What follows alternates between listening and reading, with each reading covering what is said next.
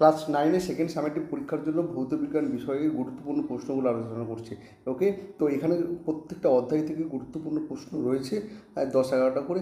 শেষে তোমাদের বলে দেবো, শেষে এই যে যতগুলো অধ্যায় রয়েছে এই অধ্যায় থেকে বাছাই করে 12টা কোশ্চেন একদম শেষে তোমাদের বলবো কোন 12টা প্রশ্ন ভীষণ ভীষণ ইম্পর্টেন্ট পরীক্ষার জন্য। ওকে, শুরু করা যাক। পদার্থের গঠন, ধর্ম, এই অধ্যায়ের গুরুত্বপূর্ণ কোন কোন প্রশ্ন গুরুত্বপূর্ণ। এক নম্বর, সাইফন কী, সাইফনের কার্যসূচি, সাইফন কী শর্ত, সাইফনের ব্যবহারিক প্রয়োগ। ওকে, কোশ্চেন নাম্বার 2, চাঁদে সাইফন কাজ করবে কি। কোশ্চেন নাম্বার 3, পিস্টন কাকে বলে, এসআই প্রতি একক রেখো, পিস্টনের উপর প্রভাবকারী বিভিন্ন বিষয়গুলি রেখো। কোশ্চেন নাম্বার 4, সাবানের বুদবুদ গোলাকার হয় কেন। কোশ্চেন নাম্বার 5 কিন্তু ভীষণ ইম্পর্টেন্ট, বার্নর নীতি ব্যাখ্যা সহ লেখো।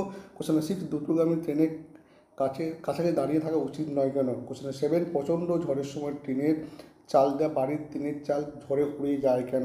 কোশ্চেন নাম্বার 8, পীড়ন কাকে বলা হয়। কোশ্চেন 9, হুকের সূত্রটি লেখো। আবার কোশ্চেন 10, ইয়ং গুণাঙ্ক 1.26 10^12 টাইম সেমি -2 বলতে কী বোঝায়। 11, ইস্পাত ও রাবারের মধ্যে কোনটি বেশি স্থিতিস্থাপক কেন। ওকে, এই যে 11টা প্রশ্ন আছে, এই 11টা প্রশ্নের মধ্যে সবথেকে ইম্পর্টেন্ট কোন 4টি প্রশ্ন একটু শেষে তোমাদের বলবো। ওকে, কোশ্চেন নাম্বার চ্যাপ্টার দেখো, কার্যক্ষমতা শক্তি। কোশ্চেন 12, কার্য কাকে বলে, বস্তুটির বল প্রযুক্ত কী কী অবস্থায় কার্য হয় না। সিজি এসআই পদের কার্য একক রেখো এবং এককগুলি সংজ্ঞা লেখো। কোশ্চেন 13, বলের দ্বারা কার্য অথবা বলের বিরুদ্ধে কার্য বলতে কী বোঝে, উদাহরণসহ লেখো। কোশ্চেন 14, কার্যহীন বল কাকে বলে, উদাহরণসহ লেখো। কোশ্চেন 15, ক্ষমতা কাকে বলা হয়। সিজিএস বা এসআই পদের ক্ষমতা এককগুলি লেখো, এককের সংজ্ঞা দেওয়া। কোশ্চেন 16, কিন্তু ইম্পর্টেন্ট, অবাধে পতনশীল বস্তু স্থিতিশক্তি ক্রমশ হ্রাস পায়, এটা কি শক্তির নিত্যতা সূত্রের পরিপন্থী। দমন অধ্যায় থেকে দেখে কোন কোন প্রশ্নগুলো ইম্পর্টেন্ট। তোমাকে একটু দমন দেওয়া হলো, তুমি কীভাবে বুঝবে দমনটি সম্পৃক্ত, অসম্পৃক্ত না অতিরিক্ত দমন। কোশ্চেন 18, একটি সম্পৃক্ত দমনকে অসম্পৃক্ত করা যায় কী কী উপায়ে। কোশ্চেন 19, ইমালশন বা অবতপ কাকে বলে, উদাহরণসহ লেখো। 20, ইমালশন কারক কাকে বলে, উদাহরণসহ লেখো। কোশ্চেন 21, দাব্যতা কাকে বলে, এটাও কিন্তু ইম্পর্টেন্ট প্রশ্নের মধ্যে পড়ে, দাব্যতার সংজ্ঞা উষ্ণতা উল্লেখ থাকে কেন।